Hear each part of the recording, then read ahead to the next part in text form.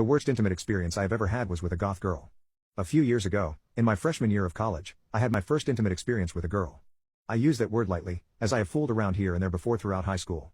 Typical 16-year-old bumping and grinding, but nothing serious. I met this hot goth chick during my first semester, and for me it was love at first sight. She was gorgeous, about 5'3" with dyed black hair and piercing blue eyes. I was a typical gamer guy. We were a match made in heaven. At least, we should have been. We went on our first date. At some point, while I was laughing, I knocked my glass of water over onto the tablecloth. The thing shattered. A piece caught itself in my skin. I winced, pulling it out. It wasn't a big one, hardly visible with the naked eye, but it hurt like a female dog. She just stared at me. When I told her I had to go wash it off, she nodded at me, licking her lips, gaze fixed towards my hand. I thought nothing of it.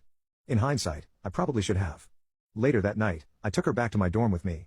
It was everything you would have imagined. We got to grinding, kissing, bumping, stripping. Eventually, she had me pinned to the mattress. She told me she wanted to go down on me. I froze for a moment, scared, but eventually said yes. I watched her free me from my boxers and then, well, she went about her thing.